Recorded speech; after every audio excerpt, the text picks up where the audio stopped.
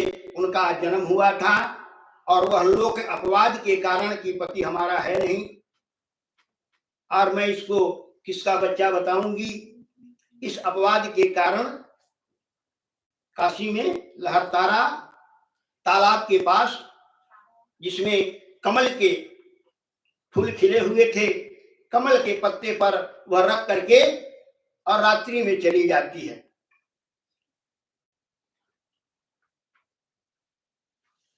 और उसी सुबह जब होता है तो नीरू और नीमा नाम के जुलाहे, मुसलमानों में एक जुलाहा जात होती है जो कपड़ा वपड़ा बुनती है।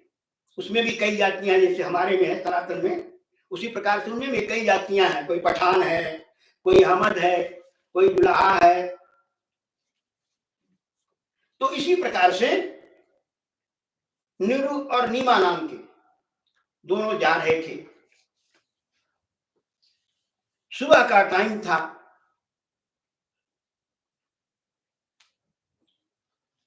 वह कमल के पत्ते पर बालक अपना क्या कर रहा था। नवजात शिशु था, सारे शरीर पर उसका रक्त लगे हुए थे। उस जुलाहे दंपति के कोई संतान नहीं थी। उसने जब उस बालक की आवाज को सुना तो दोनों उस आवाज को सुन करके उधर की ओर गए। तो जाकर के देखा एक कमल के पत्ते पर एक बड़ा सुंदर होनहार नवजात शिशु पड़ा हुआ है। चारों ओर देखा, कहीं कोई नहीं दिखाई दे रहा है। नीरू और नीमा ने उस बालक को ले आए। कुछ लोगों की मान्यता यह है, हमारे कबीर साहब के पंथ वालों ने बताया कि कबीर साहब का उस पर प्रकट हुए थे कमल के पत्ते पर।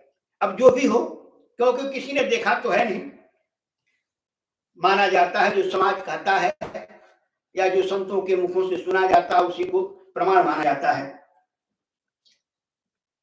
तो हमारे कबीर संप्रदाय की मान्यता यह है कि कबीर साहब किसी के योनि से प्रकट नहीं हुए थे, वह कमल के पत्ते पर प्रकट हुए थे। उनका माता पिता कोई नहीं था, वो स्वयं प्रकट हुए थे।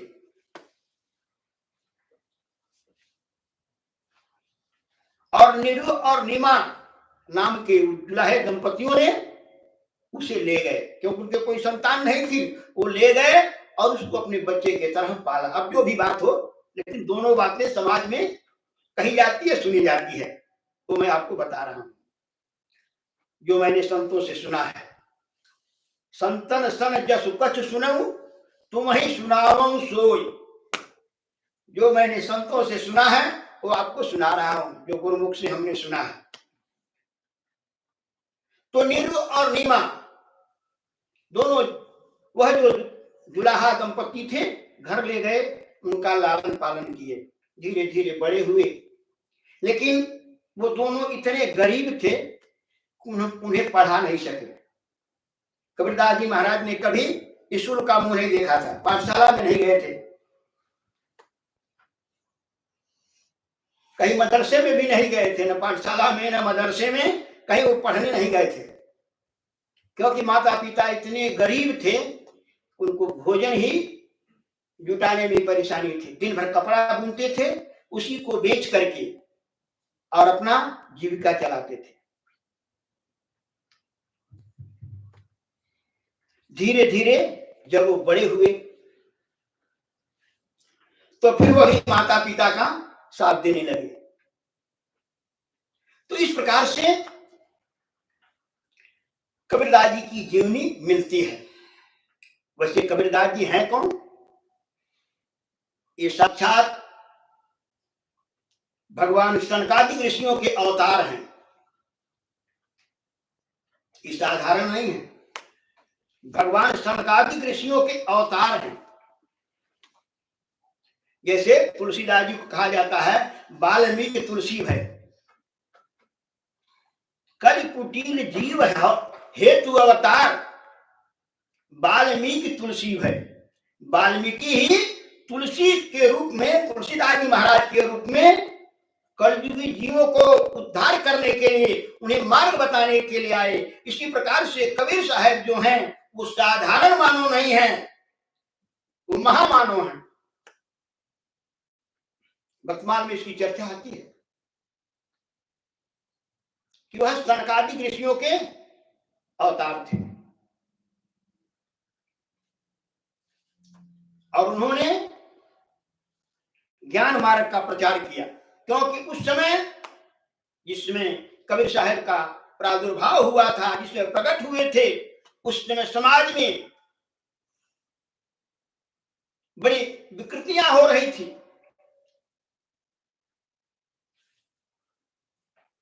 लोग रूढ़वादी होते जा रहे थे, लोग पथ से भटकते जा रहे थे, करते कुछ थे, कहते कुछ थे।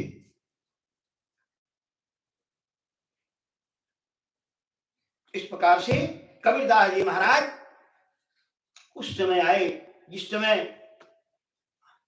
कबीर साहब जी 15वीं शताब्दी में थे। तुलसीदास जी महाराज 16वीं शताब्दी में आए हैं।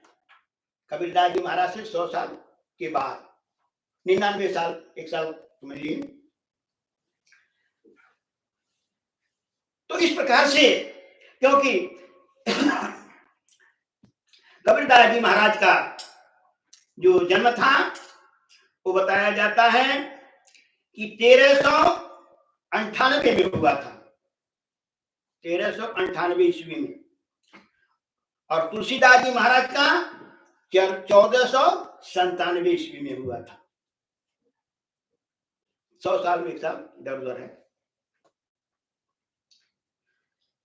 इतने बाद में तुलसीदास जी महाराज आए थे। तो कबीरदास जी महाराज जब बड़े हुए तो उनको ज्ञान की पिपासा हुई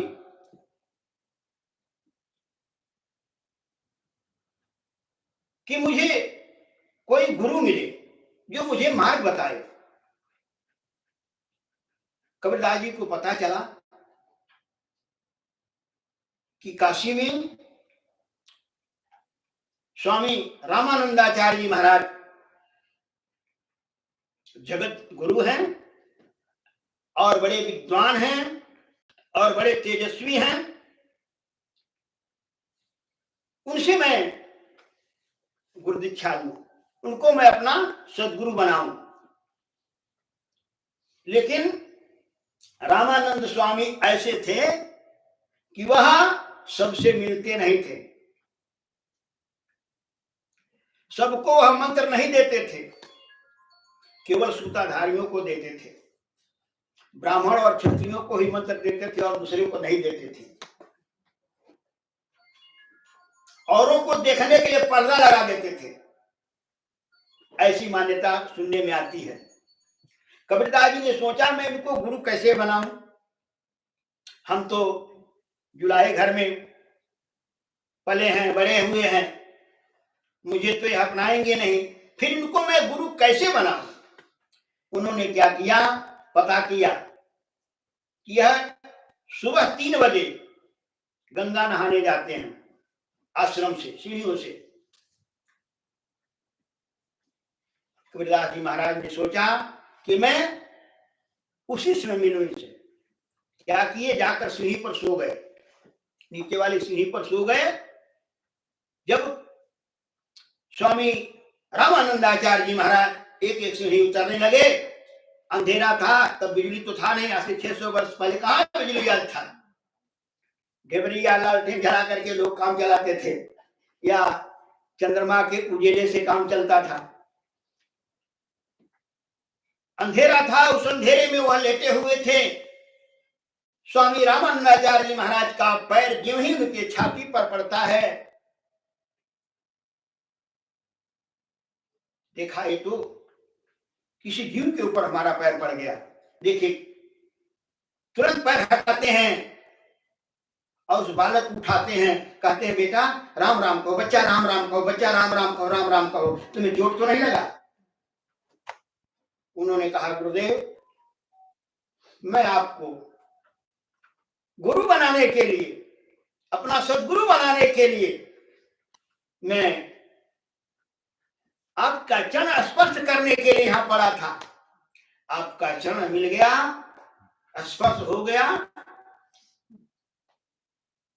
मुझे मंत्र मिल गया, अब कुछ नहीं चाहिए।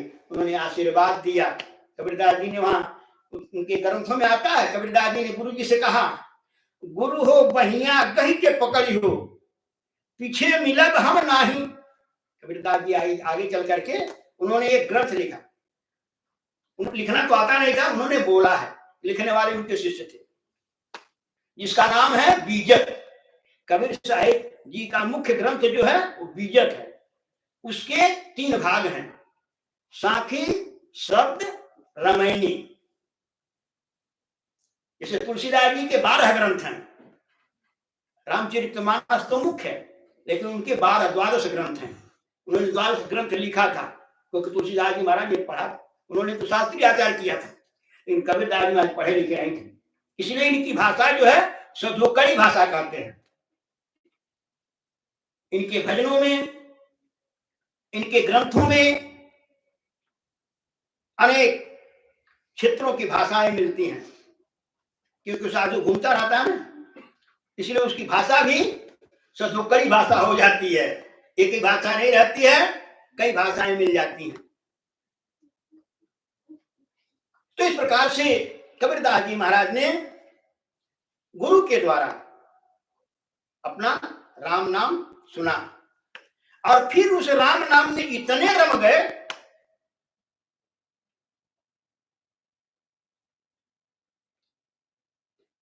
कि उनकी चारों ओर प्रसिद्धि होने लगी। इसीलिए हमारे यहाँ कहा जाता है, केवल मंत्र लेने से कल्याण नहीं होगा, उसका सुमिरन करने से होगा। सुमिरी राम रूप बिनु देखे, आवत हृदय स्नेह विशेखे। हमें गुरु के द्वारा मंत्र मिला, जो राम नाम मिला है, उसका हम जहां करें तब हमारे अंदर शक्ति प्रकट होगी। कोई बाहर से शक्ति नहीं आएगी, हमारे अंदर से ही प्रकट होगी। ईश्वर हमारे अंदर ही है। कबीर साहब ने आगे लिखा है, मोको कहां खोजर बंदे, मैं तो तेरे पास में। मोको कहां खोजो रे बंदे, मैं तो तेरे पास में। ना मथुरा ना काशी, न तो मथुरा में हूं, न काशी में हूं, न अयोध्या में हूं, और न बैकुंठ में हूं। मुझे जहां तुम खो, मैं तुम्हारे पास में हूं, तो मुझे खोजो तो। और कबीर साहब ने आगे लिखा, जिन खोजा तिन पाइया। कबीर साहब के शब्द हैं, जिन खोजा तिन पाइया, गहरे पानी पैठ, ओ का पई है बापुरा, जिन रहे डाण में बैठ। तो कई भाषा उनकी, कि जिन खोजा तिन पाइया, जो खोजेगा वह तो पाएगा, आज जो डाणा बैठा रहेगा तो अब मिल जाए मुझे, कैसे मिलेगा? तो जिन खोजा तिन पाइया, गहरे पानी पैठ। गहरे पानी का मतलब उसको हम आत्मसात करें, उसका हम सुमिरन करें। जितना ही हम उसमें डूबेंगे, उतना ही उसकी कृपा हमें प्राप्त होगी। इसीलिए हमारे संत कहते हैं कि राम जी का सुमिरन करो, सुमिरन करहु राम का। कबीर साहब ने भी कहा, सुमिरन करहु राम का, अरे काल गहे हैं केस, ना जानी कब मारी है, क्या घर क्या परदेश। समय मत दो, क्या भी बहुत समय है, बुढ़ापा आएगा तो कर लेंगे। बुढ़ापा किसने देखा है? जब से हम चेतन, एक कहावत साहब ने लिखा है क्या, जन्म का उधरी, जब से चेतन तब से सुधरी। कि जब से हम चेतना, तभी से हमारा सुधार हो जाएगा। और नहीं सोचते रहे कि सोचते रहे अभी तो बहुत समय है, अभी तो बहुत समय है। फिर समय जात नहीं लागे ही बारा, समय जाते देर नहीं लगता। और समय ऐसा चला जाएगा, बहुत समय चला भी गया। चली जा रही है उम्र धीरे धीरे, कबीर साहब के भक्तों उनके अनुयायियों का ये शब्द है। चली जा रही है उम्र धीरे धीरे, लड़कपन बीता जवानी भी बीते, बुढ़ापे का होगा असर धीरे धीरे। चली जा रही है उम्र धीरे धीरे, हमारी उम्र धीरे धीरे समाप्ति की रोज एक एक कदम बढ़ रही है। और फिर भी हम कुछ नहीं कर रहे हैं, कुछ नहीं विचार कर रहे हैं। देख रहे हैं हमारे सामने एक एक करके जा रहे हैं, वहां जाकर के आंसू बहा करके चले आते, भूल गए। वो हमें शिक्षा देता है, जो चला गया वो हमें शिक्षा देता है, देखो मैं जा रहा हूं, तुम तो कुछ करके आना। कहते हैं ना सिकंदर, जो जिसके कहते हैं जिसके राज्य में सूर्य डूबता नहीं था, वह जब मरने लगा तो कहा मेरे हाथ को मेरे जनाजा से बाहर निकाल देना, ताकि लोग देखें कि जिसके राज्य में सूर्य अस्त नहीं होता था उसकी क्या हालत है। मैं कुछ लेकर के नहीं जा रहा हूं, खाली हाथ जा रहा हूं। कहने का मतलब इसी प्रकार से हमने लेकर के तो बहुत कुछ आया था और सब यहाँ खो करके जा रहे हैं। कबीरदास जी ने कहा तो फिर जाकर के वहां क्या कहोगे?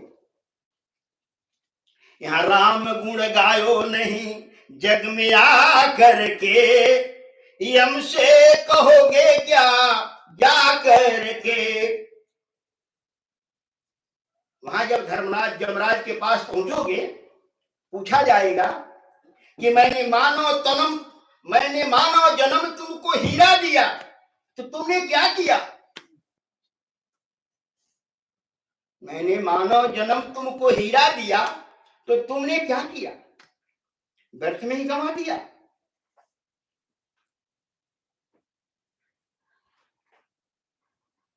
तुमने प्रभु का सुमिरन नहीं किया, केवल बात विवादों में लगा रहा।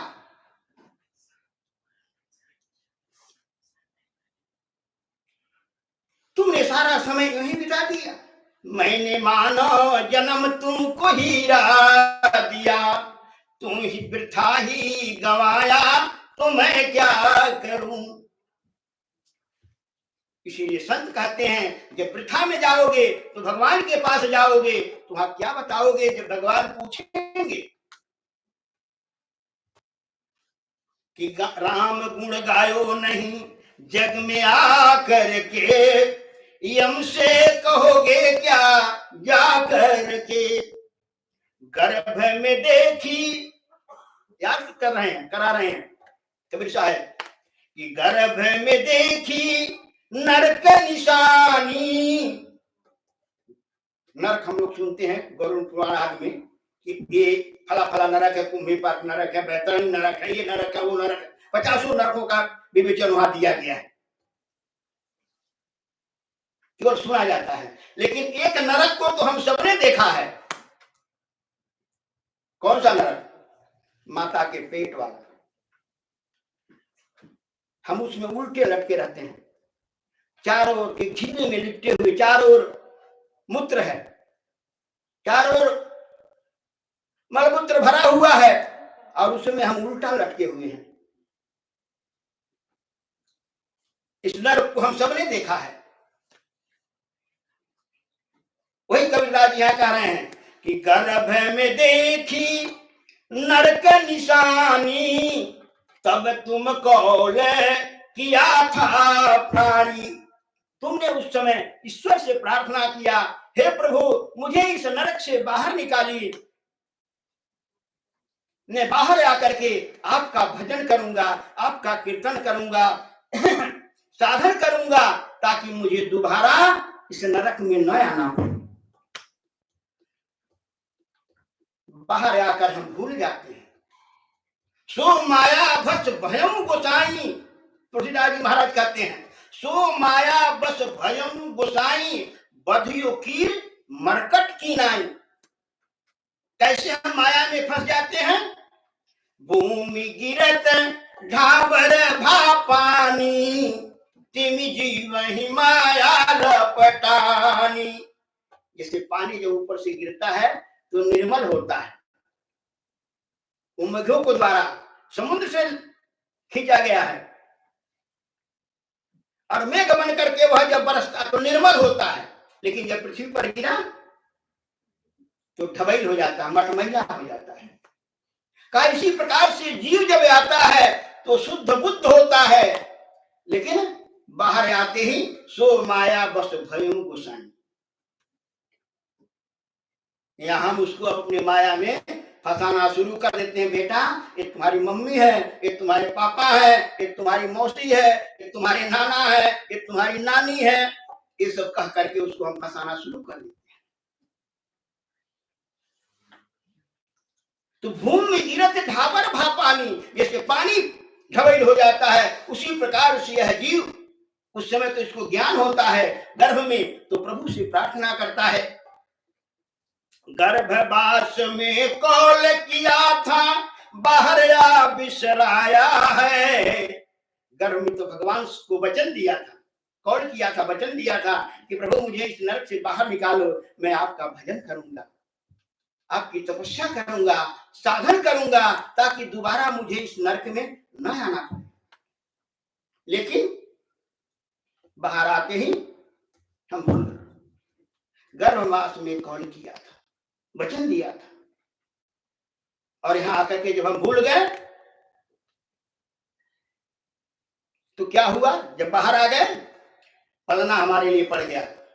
मातु पिता पलने में झुलायो, समय गवायो खेल खा करके। अब समय हमारा यकीन जा रहा है, समय गवायो खेल खा करके, यम से कहोगे क्या जा करके।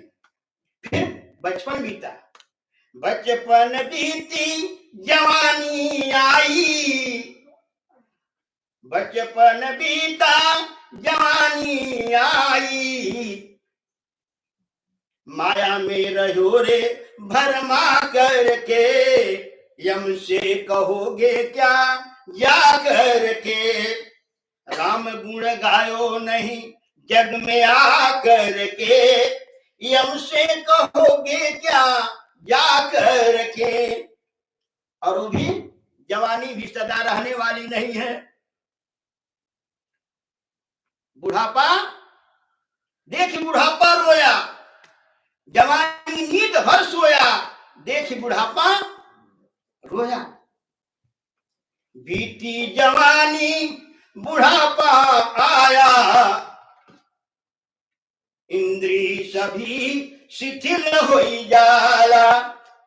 बुढ़ापा आया, इंद्रियां सब शिथिल होने लगी, आंखें देखना कम करने लगी, कान सुनना कम करने लगे,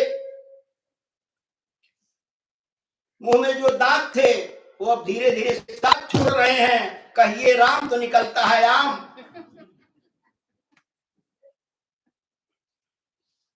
तो बीती जवानी बुढ़ापा आया, इंद्रिय सभी शिथिल हो जाला। अरे तब रोगे पछता करके, यम से कहोगे क्या जा करके। तब को रोगे पछता करके। तो अब तो पछताने से क्या होगा? तुलसीदास जी ने भी लिखा कि जब समय निकल जाएगा तो सिर धुनि धुनि पछताए, काल ही कर्म ही ईश्वर ही मिथ्या दोष लगा। दूसरे को दोष देते हैं, अरे भगवान नहीं चाहा, नहीं मैं भी करता, अरे भगवान चाहता है तो भेजता क्यों? तो इसीलिए भेजा कि हम यहाँ भगवान का भजन करके, कीर्तन करके, भगवान का ध्यान करके, साधन करके हम संसार सागर से मुक्त हो जाए।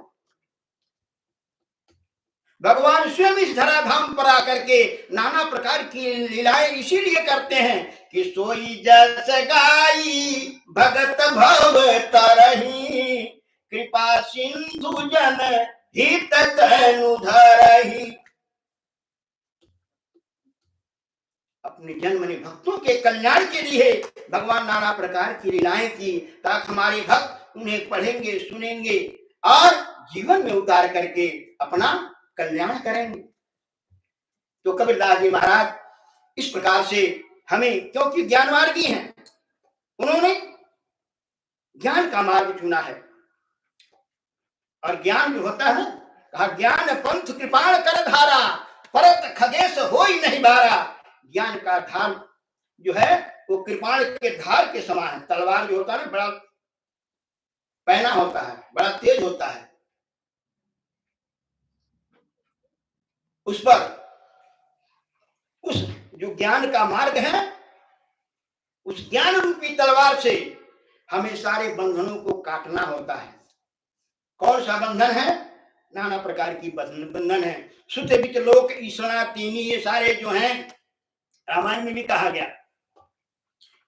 कि जो अभिमान है, जाति पाति कुल धर्म बड़ाई, धन बल परिजन गुण चतुराई, सब कर ममता का, सब कर ममता आन बटोरी।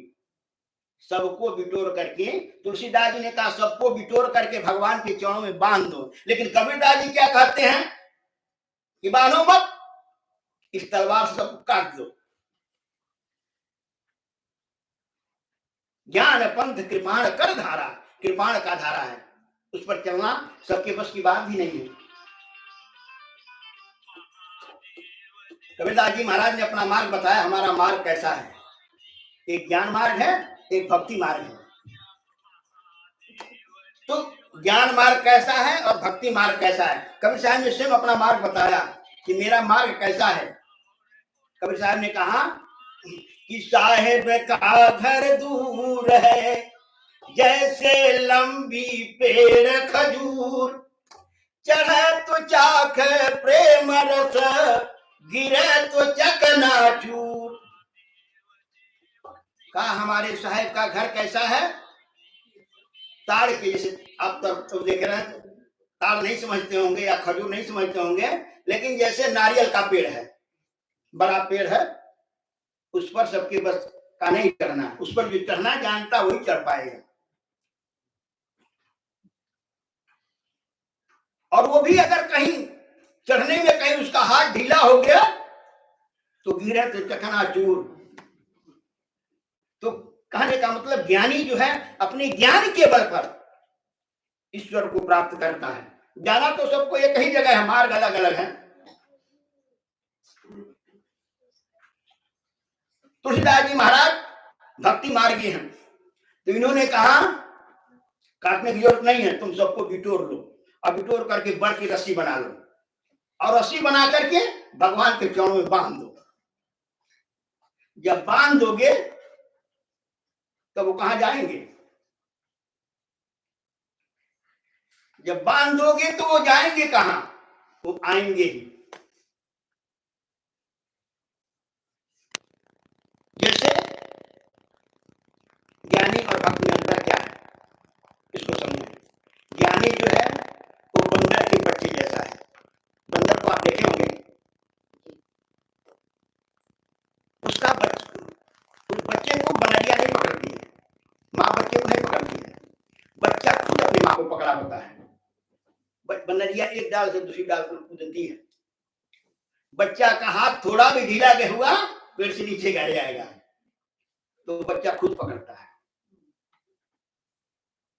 यही ज्ञानी जो है वो खुद अपने साधन भजन से प्रभु को पकड़ते हैं। अगर थोड़ा भी उनके साधन भजन में कहीं टूटी हुई तो गिरे तो चकनाचूर।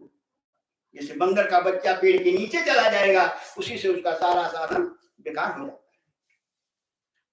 भक्त कैसा है? कहा बिल्ली के बच्चे जैसे। बिल्ली को आप लोग देखे होंगे, या नहीं तो सुरीनाम में देखे होंगे। बिल्ली जब बच्चा देती है तो अपने बच्चों के एक घर से दूसरे घर में ले जाती है। कैसे ले जाती है? अपने मुंह में दबा करके। जब उसके दांत इतने तेज हैं, उसी से जब चूहा पकड़ती है तो जय जय सीताराम कर देती है,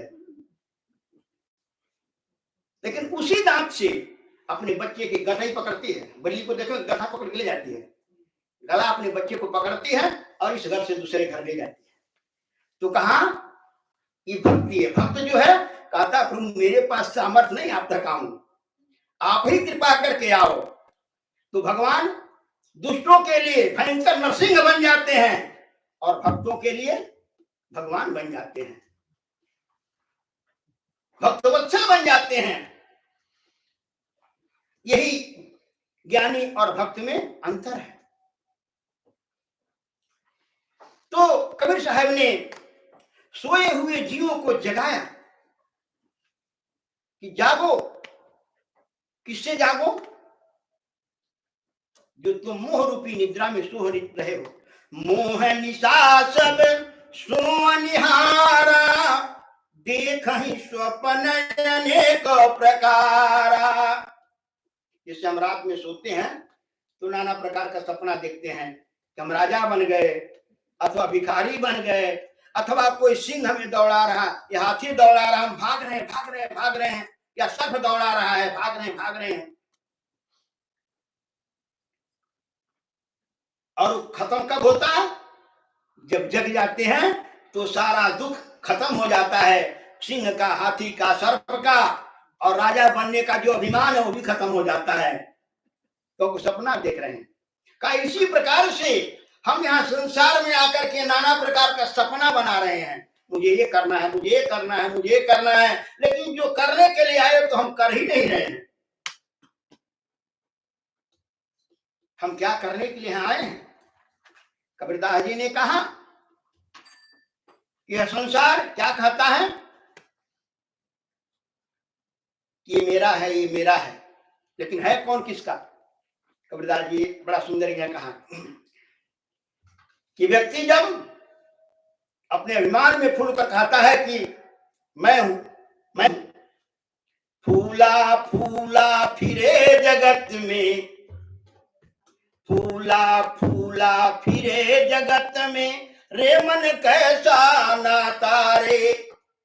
अपने मन को समझा रहे हैं। जितने संत हुए हैं सभी अपने मन को ही समझाते हुए लोगों को समझाया है।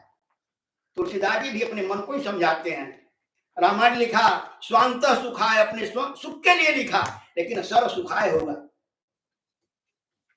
नहीं तो लिखा स्वांत सुखाय, सुख अपने सुख के लिए। इसी प्रकार से कबीर साहब कहते हैं कि फूला फूला फिरे जगत में, रे मन कैसा नाता रे। माता कहे यह पुत्र हमारा, बहन कहे वीर मेरा रे। माता कहती मेरा बेटा है, मेरा बेटा है। जब तक उसके पास सब कुछ है, अरे मेरा बेटा है। बहन कहती मेरा भाई है, मेरा भाई है। भाई कहता है यह मेरी भुजा है। फूला फूला फिरे जगत में, रे मन कैसा नाता रे। माता कहे यह पुत्र हमारा, बहन कहे वीर मेरा रे। भाई कहे यह भुजा हमारी, कहीं लड़ाई होगा तुम्हारा भाई साथ देगा।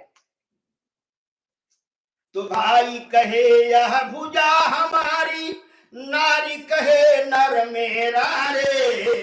और नारी कहती है मेरा पति है, मेरा पति। और जब बेचारा चल दिया तो अगर उसका होता तो उसको रहना चाहिए ना, लेकिन काल बलि तो ले गया। तब क्या होता है? पेट पकड़ के माता रोए, बाही पकड़ के भाई रे। पेट पकड़ के माता रोए, बाही पकड़ के भाई रे। लपटी झपटी के चिड़िया रोवे, हंस अकेला जाई रे। फूला क्या फूला फूला फिरता है? फूला फूला फिरे जगत में, रे मन कैसा नाता रे। इस प्रकार से कबीरदास जी महाराज समाज को जगाया। इस मोह में मत फंसो, जगो इससे।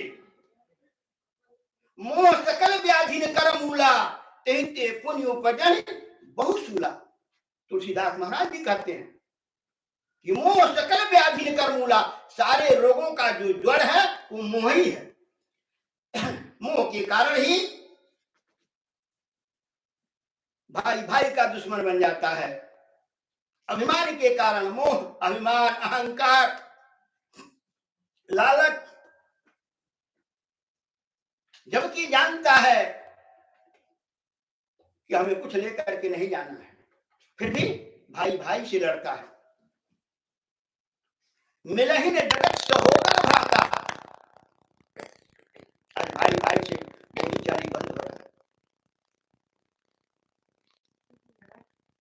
अभिमान के कारण, स्वार्थ के कारण।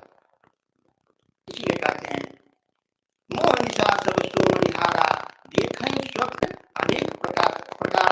उस मोह रूपी निद्रा से जगो और प्रभु के चरणों में लगो, तभी जाकर के हमारा जीवन धन्य होगा। कबीरदास जी ने कहा कि जब हम जगत में आए तो सारा लोग खूब हंसते रहे। जब हम आया जगत में, जग हंसा हम रो रहे थे, क्या क्या क्या करके, कहा गया। और लोग खुशियां मना रहे थे, हमारे घर बेटी हुई है, लक्ष्मी आई हुई है, हमारे घर बेटा हुआ है। इस प्रकार से सारा जगत खुशी मना रहा और हम रो रहे थे। मेरे दर्द को कोई नहीं समझ रहा था, मैं रो रहा। जब मैं आया जगत में, जग हंसा हम रोए। तो अब क्या करें, तो आ ही गए, तो अब क्या करें। तो ऐसी ही करनी कर चलो कि तुम हंसो जग रोए।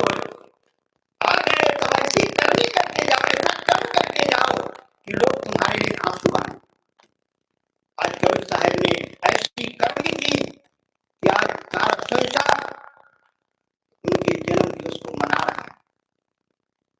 वो मरे नहीं, वो अमर हो गए, आज अमर हैं। और कबीरदास जी के तो उनके मृत्यु के समय भी बड़ा झगड़ा था, क्योंकि उनके चेला हिंदू और मुसलमान दोनों थे। उनका शरीर बनारस में नहीं छूटा था, काशी में रहते थे, लेकिन अंत में गोरखपुर जिला में जाकर के मगहर एक जगह है, मगहर में उनका शरीर छूटा, मगहर में। क्योंकि वहां एक श्राप था, किसी संत ने श्राप दे दिया था, बेचारा भोजन बना रहा था और वो जो चरवाहे थे उसको भोजन नहीं बना दिए, लड़के कर दिए, उसका भोजन में सब डाल दिए, सब कुछ इस प्रकार से बेचारा वो भूखा चला गया। बिना पानी, सोचा पानी पी लो, पानी में मृत्यु कर दिया। उसने श्राप दे दिया, जाओ अब यहाँ वर्षा ही नहीं होगी। तो सब वहां अकाल पड़ गया। लोगों ने जाकर उनके चरणों में गिरा, महाराज तो फिर कहा कबीर साहब यदि आ गए तो यहाँ वर्षा हो सकती है। तब कबीर साहब बनारस से वहां गए और वहां पे फिर उन्होंने वही अपना रहना शुरू किया। लोग फिर बनारस के लोग, बनारस का राजा भी उनका शिष्य था, आय बनाने के लिए। महाराज चलिए, काशी नगरी भगवान भोले की नगरी है, वहां जो मरता है मुक्त हो जाता है। कबीरदास जी ने कहा अगर काशी में मरे तो हमारे भजन करने का क्या मतलब, हम राम का भजन करेंगे तो कहीं मुक्त हो जाएंगे। जो कबीरा काशी मरे तो राम ही कौन नहीं हो रहा। यदि हम काशी में मरे तो वहां तो सभी को राम नाम के राम नाम सुना करके भोलेनाथ, जहाँ सुनता हम बल शंकर काशी, देव सब वहीं सम गति अविनाशी। काशी में मरने वालों को भगवान भोलेनाथ राम नाम सुना करके मुक्त कर देते हैं। कबीरदास जी ने कहा तो फिर मुझे राम नाम जपने से फायदा क्या होगा। जो कबीरा काशी मरे तो राम ही कौन नहीं हो रहा, तो राम जी से मैं जो निहोरा कर रहा हूँ उसका क्या फर्क। इसलिए मैं मगध में गए, वहां गोरखपुर में गोरखनाथ भी रहते थे, दोनों का बड़ा संवाद हुआ है।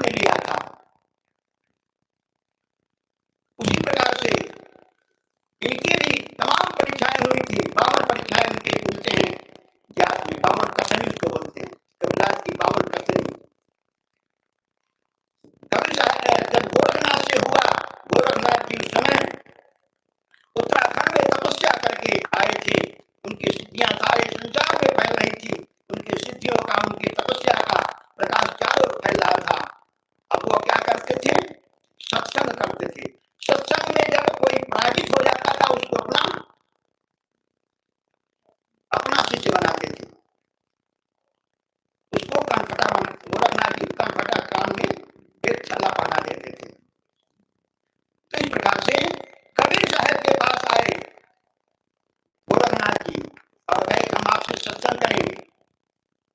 हाँ ठीक है, क्या करेंगे? उन्होंने कहा ठीक है करिए सत्संग। गोरखनाथ जी ने मात्र त्रिशूल काट दिया और जाकर के बैठ गए त्रिशूल पर। अरे कहते हैं कभी, अरे पृथ्वी का क्या सहारा लेकर के सत्संग करो, क्यों ऊपर आओ। कबीरदास जी ने देखा कि तो त्रिशूल अपनी सिद्धियों का प्रयोग करने लगे। कबीरदास जी ने कहा ठीक है।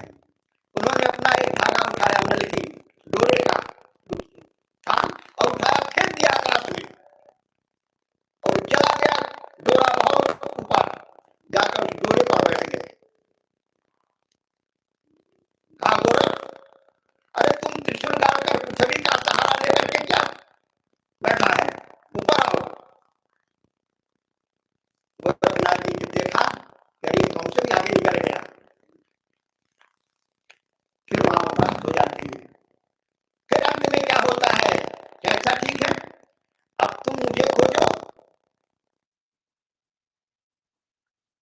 और मैं तुमको खोजूंगा। गोरखनाथ जी कबीरदास जी ने कहा ठीक है।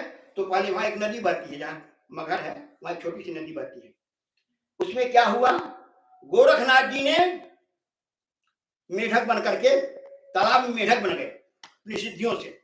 और जब मेढक बन गए, अब कबीरदास जी को खोजना था।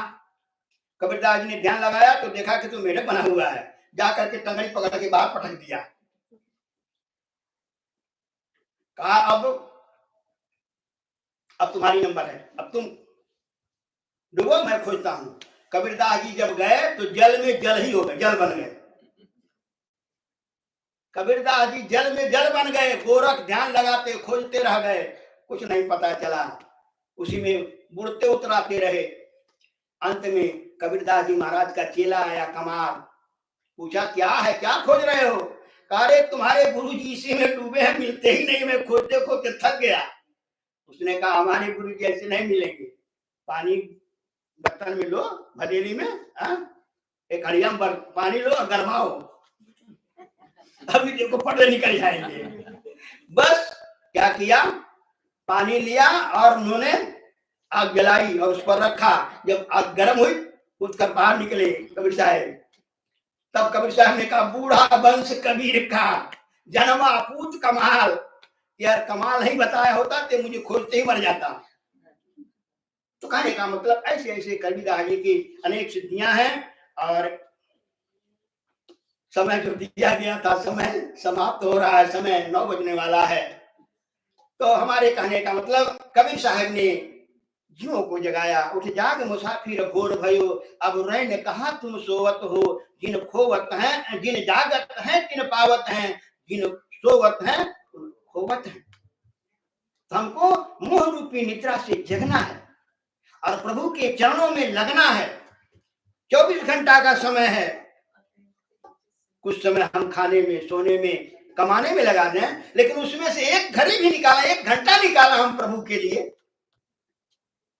लेकिन उस समय जब 1 घंटा जो समय हम प्रभु के लिए निकाला, उसमें सर्वम त्यक्त्वा हरिम भजे, उसमें फिर संसार का काम मत करें। 1 घंटा जो भी आप बना ले एक नियम कि मुझे यह प्रभु के लिए इतना समय मेरा 1 घंटा है। संतों ने त्याग तक कर दिया, 1 घड़ी याद हो गए, एक नहीं तो आधा घंटा ही समझिए, आधा घड़ी ही समझिए। लेकिन जब वह करिए तो सर्वम त्यक्त्वा हरिम भजे, तो उसमें सब कुछ छोड़ करके और भगवान का चिंतन कीजिए, तो सारी चिंताओं से मुक्त हो जाएंगे। और जब तक हम भगवान का भजन नहीं करेंगे, हम लाख चतुराई करें, हम लाख उपाय करें, लेकिन हमारा कल्याण होने वाला नहीं है।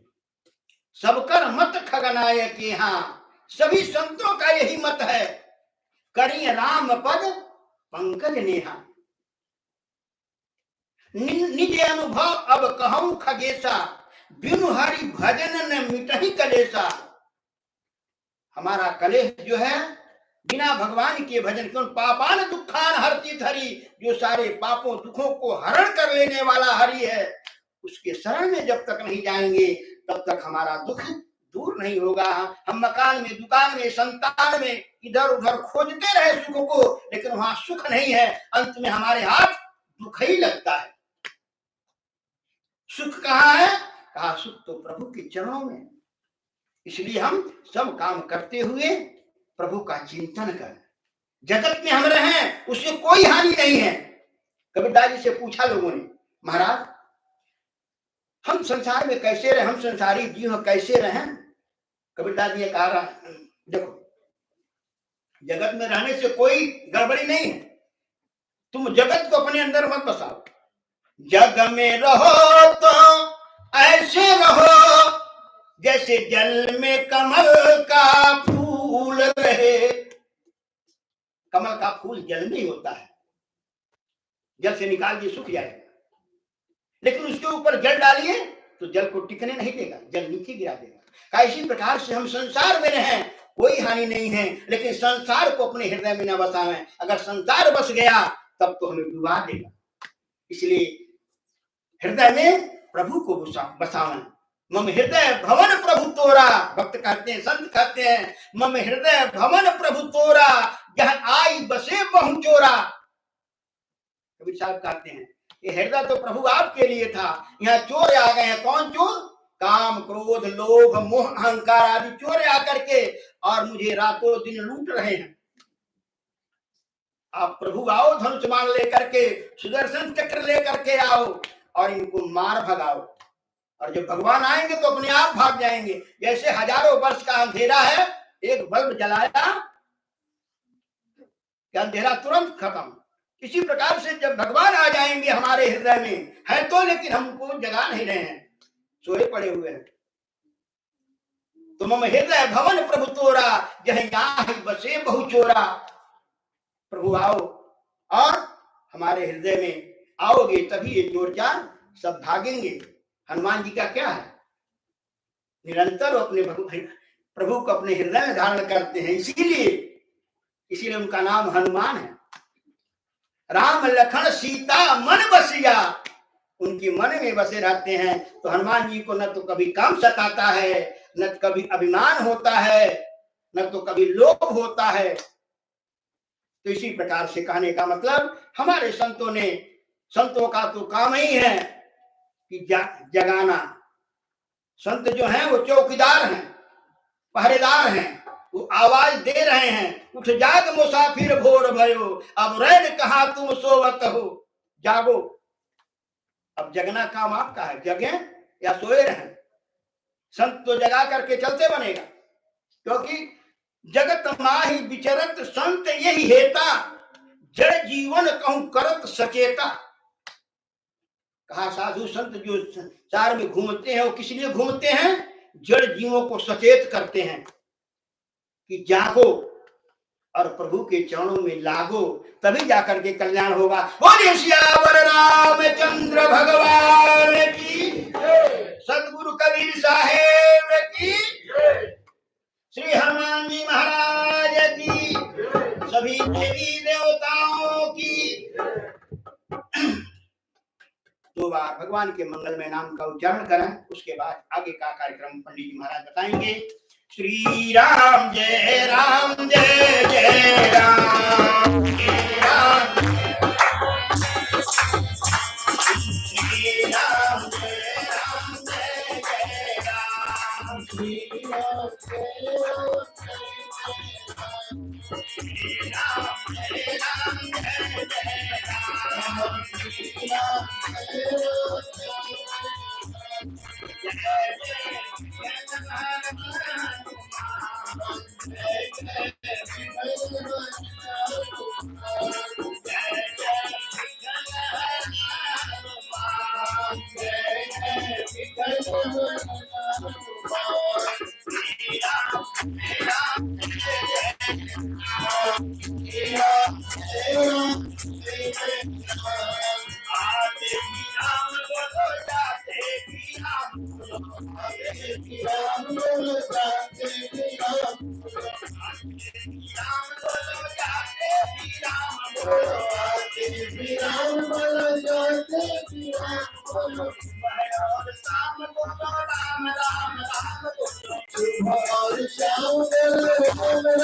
सीताराम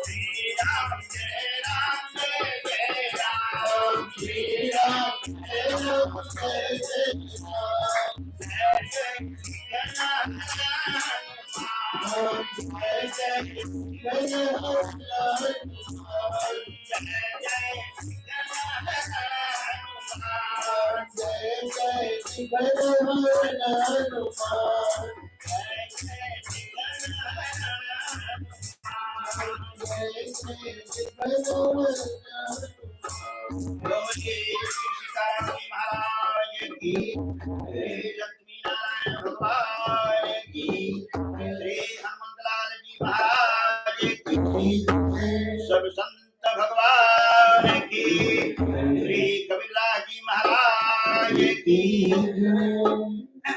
सभी संतों की, भक्त और भगवान की जय जय सीताराम।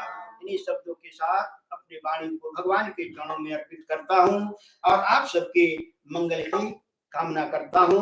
भगवान आप सबको भक्ति दें, शक्ति दें, तंदुरुस्ती दें और जो बात बताई गई उसमें से जो भी आप पकड़ लें तो हमारा सुनाना सार्थक होगा।